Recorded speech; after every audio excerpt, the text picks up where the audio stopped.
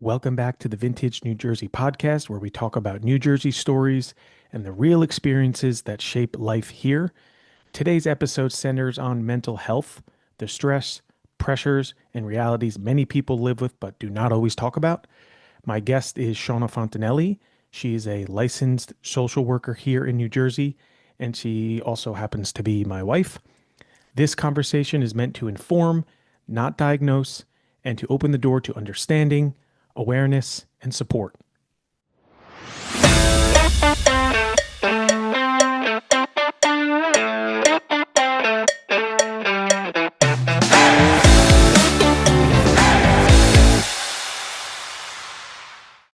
Okay, so this is my first actual podcast with someone else besides me.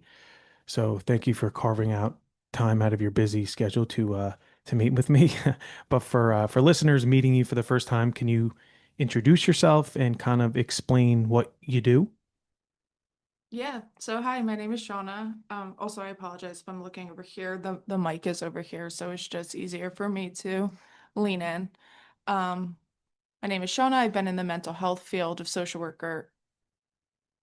work for about 15 years. And I know what you're thinking. How's that possible when I'm only 20 years old? But I don't know, since this is a history page, if my husband told you that I'm the first 5-year-old social worker in New Jersey. I didn't know where you were going with that. All right, no, I'm just kidding. So yeah, so I'm a licensed social worker in New Jersey. I'm a program director in a nonprofit agency in Monmouth County, and I also work as a supervisor and therapist. So full gamut of things. Nice. So what does a social worker do in New Jersey? Well, this is honestly a loaded question because we do a lot. So I also apologize if I forget any because social work is such a wide field with a lot of different mom brain, sorry. Just preface, we have a 3-month-old, so my brain is not firing at all cylinders. She was up at 3 a.m. and then 6, and Right then when we were here about we to are. start this, she was quiet all morning, and then all of a sudden she started screaming her head off. So we're coming down from that. Um, but oh yeah. So what does a social What's the worker question? do? What does a social worker do in New Jersey? So, social worker, I would say at the core, just helps people deal with really hard stuff, whether it's things like trauma, abuse, poverty, homelessness, medical, mental health issues, that can look like therapy services and emotional support, helping people get connected to resources, advocating for them in the systems like schools, hospitals, jail, social services.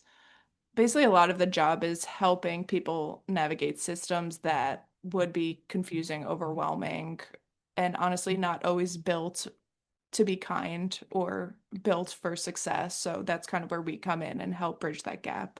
Oh, nice. I didn't realize you did jails. That's cool. Yeah. Um, so I guess before we get into the heavier topics, what first drew you to this field? And I know that's a kind of a generic question, but I always wondered.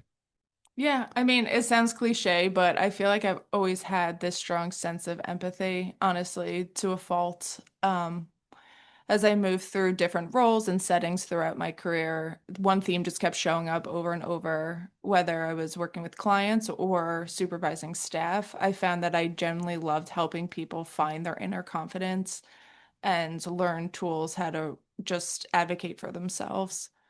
And then there's the other side of the spectrum, clients who don't have support systems and their symptoms make it hard for them to find their voice or use those tools. In those moments, social workers become their own voice Yeah. and make sure people receive the care and respect they deserve. Yeah. And you also when we watch those 2020 shows, you get really invested and you get really upset. So yes, you are a very empathetic person. Yeah, I don't sleep. It's one of our guilty pleasures. It's like, oh, Great. let's come home from a really stressful day and then being a parent and then let's Watch someone get unwind beheaded. about somebody get their lives ripped off. Um, what keeps you passionate about this work, especially like when it's hard, the hard days, I should say. I'm Yeah, sure there's a lot. yeah, but I would say first and foremost, I'm really big on self-care and boundaries, and not just setting boundaries, but actually maintaining them, whether it's in your professional life or your work life. I'm a huge believer in work-life balance. You'll never catch me outside of work talking about what I do for a living. I keep my personal life and my work life very separate. We always joke like we've had friends for 15 years and they probably don't even know what I do. Yeah. It's just like I don't want that. I don't social worker, being a social worker is obviously a massive piece of my life and I'm so passionate and I love it, but I think that's what keeps me passionate is I'm able to separate the two and just be a social worker at work, but then when I'm home, I'm able to be a mom and be a Right. wife and be a friend and Yeah, because you don't daughter want to and think about whatever you had to deal with all day long. Like you come home, you think about it. no, You're you texting, can't. you're I would end up being on 2020 murdering you if that was the case. Like you like, really have to learn how to separate the yeah, two. But yeah, I just keep them both very separate. And I'm also really fortunate. I have a really strong peer support system. From working in the field for so long, I've developed a lot of friends in the field from different settings, whether when I worked in hospital or when I worked in a substance abuse rehab. We always check in, vent and lean on. And also, it helps that my best friend's a therapist and she owns her own practice. So, shout out to Kelly and shout out Kelly. Mindfully Active if you're in South Jersey, So, Philly area, or anywhere. She does remote. So, yeah, she's awesome.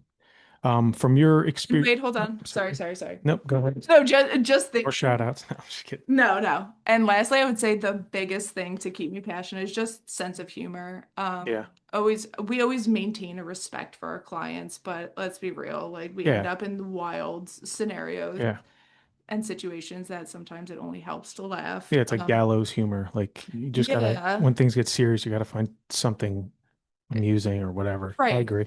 Yeah, I mean, it keeps us from really breaking down and Yeah, taking a different perspective of just taking everybody's challenges as our own. So yeah, definitely laughing a lot. yeah. No, that's good. From your experience, what mental health struggles are most common in New Jersey? Again, this is a New Jersey podcast, so I kind of want to keep it New Jersey specific, specific to New Jersey. But what would you say?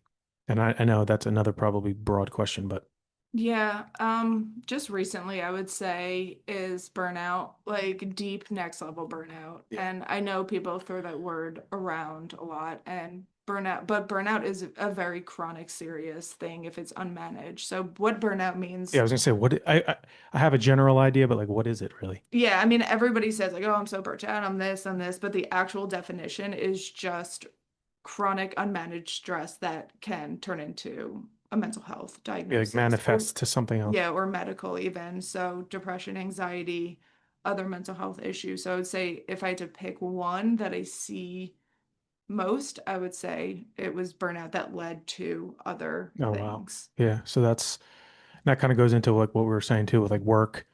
It's like you can get burnt out from work, you can get burnt out from, I don't know, family, right? Like Yeah. it just, that can just be like a domino effect, I guess. So, have you seen burnout become normalized, I guess, in this state? And yeah, I guess normalized. Yeah, I mean, Like get over it, like get over it from type. living in New Jersey, I've only lived in New Jersey. I've only worked in New Jersey. I went to college in New Jersey. I went to grad school in New Jersey. Shout out Rutgers. Last shout out, I swear. But yeah, between the long commutes, obviously the newest with the past few years of the high cost of living. It's just the intense work demands that bleeds into your home life. Yeah. People are just exhausted. Yeah. And on top of that, I mean, we have families to care for. We have two small children and we have careers and we have to somehow find the energy to care for ourselves so that we can be a good Yeah. partner and a good mother, father, Yeah. employer, daughter, son. Like it's exhausting. So I feel like, and I actually just recently read a study. I'm not sure how accurate it is. I probably read it Right. on Reddit because I'm a huge Reddit person. So, Reddit is the Bible. So whatever I read is obviously true. True. Yeah. Uh, no, but I read something along the lines of like 85% of people in New Jersey are living paycheck to paycheck. And Jeez. people who've made the most amount of money, we're talking more than six figures in the 200,000s for a combined income and they still can't keep up with the bills. And Yeah. I mean, just talking to our friends and family, Mhm. that feels pretty accurate. We are working to put our children in daycare if we're working, and daycare expenses are Jesus. one full paycheck sometimes, and that's not including your rent, your mortgage, Yeah. your groceries. So, yeah, I just feel like the financial stress right now with the state of the world, and not trying to get too political, but it's enough to break down somebody who is healthy. So Yeah. if you could imagine the clients I work with who have these debilitating symptoms, I work with a lot of clients who have schizophrenia with paranoid type, or things that they can't manage their day to day like we would be able to. So imagine that on top of Jesus. it. Yeah. So it's a disaster, Yeah. really. So would you say like New Jersey residents are more likely to kind of like push through the stress, like that Jersey mentality of like just deal with it, just push through it rather than maybe addressing it?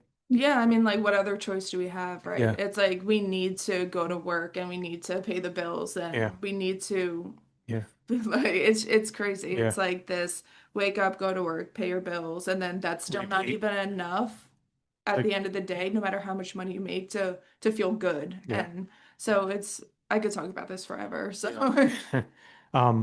What are some common stress triggers that you see in your clients? Would you say like obviously burnout we kind of just touched, but like are there any other maybe ones that you could think of off the top of your head? Um, yeah, finances, obviously. Yeah, all right. High pressure work environments, I see a lot Yeah. of that just don't bring someone joy. And I'm not saying you have to absolutely love your Yeah. job, or like I say, we talk about this all the time. Like, I'm lucky to want to wake up and go to work because a lot of people don't feel that way. Yeah. So I feel like high pressure work environments, that don't bring you joy, major life events, obviously death, relationship Yep. issues, divorce. Moving is always really stressful, health concerns, and of course the current events and the global issues. Like I said, I don't want to get too political, but with social media giving us that constant 24/7 access, That's definitely a can be a trigger, definitely. yeah, Social it's getting media. traumatic information does not help. Like, and if you're like me, which I'm trying to get better at, you start your day with scrolling on Yeah, I social do too. media, and you end your day scrolling Yeah. on social Just media. doom scrolling though. It's not even you're just like swipe, swipe, Yeah, you don't even know the swipe. Your eyes are information like that like burning. you don't realize how negative it is for your brain. And you could say like, "Oh, this is so bad. Like I should probably put the phone down and read a book." Yeah. Like, yeah, but you don't realize how much information is really going in Yeah. and how that escalates into other areas of your life. It affects your sleep, it affects your interpersonal relationships, it affects your performance at work, Yeah. the ability to be present for your family. So it's just a ripple effect. Yeah. How can someone tell the difference between your, run-of-the-mill normal stress and burnout, would you say? I always think, like, I always think about what one of my grad school professors always said that Shout stuck out. with me. No, I will not shout out again. Honestly, I forgot his name. I'm sorry. So, some old guy. Yeah. I don't know. But stress feels like there's too much on your plate, where burnout feels there's nothing left to give. Oh, So, okay. if you think of your like a dinner plate, it just feels like all the food's piled up and things are starting to spill Hmm. What are over. we having for dinner, by the I don't know, we have to go food shopping. But burnout feels like your plate's empty way? and Yeah. there's just nothing left to give. Stress usually leads to anxiety, but burnout leads to more debilitating things like depression, hopelessness, Mhm. unfortunately, sometimes suicidal thoughts, and Yeah. yeah. So what are some early warning signs that people should maybe be aware of or like not ignore? Yeah, it's hard because like we just talked about before, we feel like this is such a normal part of us if we're Yeah. used to the hustle bustle culture and just We're from really Jersey. Come on. not not stopping to take care of ourselves. So I would say one of the first signs is just feeling so exhausted that no matter how much sleep you get, it's not enough. Yeah. If you have a newborn, it's kind of like that feeling. It's like Oof. you could sleep, you could take naps, but at the end of the day, there's this core Yeah. exhaustion to you. But really, it's just that feeling of negativity or pessimism, Yeah. feeling overwhelmed, but not able to really pinpoint a trigger. And also, like, if you ever think of like, we've all worked with that one coworker who probably should have quit or retired years Yeah. before. It's like they have this cynical outlook. Right. And that's really just the burnout talking. So if you feel that way, all of a sudden, something that you once like got excited about and loved is just Yeah. a chore to you, or you can't bring yourself to want to get up and do it. Huh. I have to say I probably felt like that a few times with Yeah, we things. all have. So what are some, I guess, realistic coping strategies that you could help with, if it gets too overwhelming, what would you say some good coping strategies would be? Um, just with everything going on, when life feels out of control, it's just start with things that are in your control. So make lists. I'm a big list person. I Everyone know. makes fun of me at work. My husband gets me a planner every year for Christmas, and it's like everyone's like, "Wow, Shout out. that's cool." Yeah. But it's like the best gift Yeah. ever. So I have a planner, and I plan my week, my month. So make small lists, journal, break so in these small lists, you break a big task into small tangible steps. So it's like, say, I feel very overwhelmed today and I'm not sure why. List all the things you have to do. Just pick one of those things, whether it's getting your mail from your mailbox. It's like you don't, it's like, okay, I can't get out of bed. I'm just gonna go get the mail. So then you go outside, you get the mail, you feel the fresh I air. was about to It's like say a we did ripple that. effect The of cold air just like yeah, it shocks your shocks you. nervous system. Yeah. It's just like all those little things I feel like adds up to the bigger things. So I guess, I mean, I don't know if this kind And of, put your phone down. And yeah, I'm literally if they were trying talking to so me, geez, I'm like, you do well, yeah, you know how I tell you, put your phone down. yeah, But I'm actively trying to work on that, and I think everybody should is just putting your phone down, have mindful conversations with yeah, people, have mindful meals. yeah. It's like those little things that you're not just totally engorging your brain in Well, negativity and we go out to restaurants, and there's kids at the table. I know this is like a cliche thing, but like no one's talking at the table. yeah, Not saying like we're perfect, but like, I mean, every once in a while, if our son's going crazy, we'll be, all right, here, watch whatever. But like, yeah. No, we it's like make it. they're just like, and no one's talking. Mom, dad's not talking to each other. Kids aren't talking. It's crazy. Like that's, Yeah, and that's one thing we always said as parents. I mean, we're still new parents. Our son is 2.5. We have a 4-month old, but that's one thing we always agreed on is if we're out to eat, if we're with family, there's no phones allowed, there's no tablets. My son doesn't even know what a tablet is. And yeah, once again, he's only 2.5, but I feel like that's one thing that I am proud of is we go out to a restaurant once a week because that's our little self-care thing of getting out of the house and being with family and we meet our friends. But he's never on a tablet. yeah, It's people will come up to us and be like, wow, I didn't even notice your kids were yeah, here. When sometimes once again, humble brag. It's like you go into a restaurant, you see kids, you roll your eyes like, I just want to have a drink and hang out. yeah, But yeah, our kids are, knock on wood, for the most part at this point, pretty well behaved. yeah, And I think a really big part of it is we didn't allow them to be on our phone right. or Yeah, definitely. I guess we have a few more because then we gotta get going here because the kids are gonna be going we nuts actually here. have to go food shopping Yeah. desperately. What advice do you give people who feel kind of stuck in like survival mode, so to speak? Um, I would say Oops. if someone's like struggling quietly, that it's not permanent.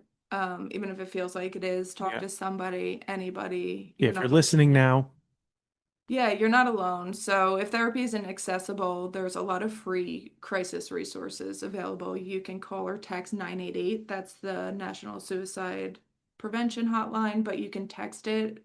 There's always somebody who will text you back or call yeah, you and just chat. And I know a lot of people are like, oh, that's so weird. I'm not going to text a stranger. yeah, Sometimes it's easier to talk to a stranger than yeah, it is for your own loved one. I yeah, mean, you know, wouldn't you rather if you're having a bad day sometimes? People have this like internal stigma or oh this is embarrassing or I should yeah. be able to handle it. It goes along with the whole hustle bustle culture of Hmm. New Jersey. I feel like of everybody else is doing it, everybody else is in, so why am I special because I feel like this, like I Yeah. can't handle it. But please just talk to somebody. What's the number again? 988. All right, I'll put it on I'll add it to the end of this. Yeah, and then podcast. I mean, even if anybody needs something specific, a resource in New Jersey, I have a full gamut, housing resources, therapy resources, medical resource, just anything that, and I only say New Jersey, not only because this is a New Jersey page, but I'm a social worker in New Jersey. I'm licensed specifically So to could New someone from Jersey. Bergen County reach out? Yeah, Or no, like I it have doesn't have to be resources from any county in New Jersey. So just let my husband know you could DM him and then I'll send him what I have and he'll shoot it to you. So awesome. Well, we were talking about we might do more of these. This is kind of just our first little experiment here. yeah. Um, But maybe we'll do, like new parenting topics with like homelessness, veteran, like we were thinking about maybe monthly or bi-weekly, tri-weekly, whatever, whenever we have time. So thank you guys for listening. If you have any comments, let me know. DM me like we were saying earlier. Like, subscribe, share it. You have anything else? no, thank you. And just please be kind to me. Like I said, I have mom brain. I'm You're tired. gonna I'm get, burnt. I'm gonna get destroyed yeah, on Twitter. hopefully people are nice in the comments, but if not, So, whatever. yeah, but honestly, if there's any topics that you find that you would like to cover, Yeah, like true. please just comment it. Like I said, th this is a new thing we're trying out. My specialty really is, especially now with what I do, where I am, it's like the increase of homelessness in New Yeah, Jersey. I definitely, we should definitely So I talk. do want to touch a lot on that. I was thinking, just spitballing ideas with Tom about how we're gonna do that. I go to a lot of the shelters and the food banks in New Jersey for work. So maybe partnering with like JBJ Soul Kitchen in Red Bank or Yeah. just something. John So Bon Jovi for yeah, so if hopefully I you meet guys him. think of anything that I feel like we should probably cover a whole podcast Yeah. on the cost of living and the stressors and how to kind of navigate that. This Again, New Jersey based, New so Jersey based. non-New Jersey followers, listeners, whatever. New parents, Yeah. just That could even be, I feel like a lot of questions people ask me, even my friends, is how to navigate the disability and the leave as a new mom in New Jersey or a new nightmare. dad because so my husband, I went back to work, he's on FLI leave. So it's like a personal experience of how to Yeah. navigate that and the stress of the finances and Yep. being on leave and just so many ideas. All right. Well, again, thank you for listening and see you on the next one. Thank you. Message New Jersey podcast.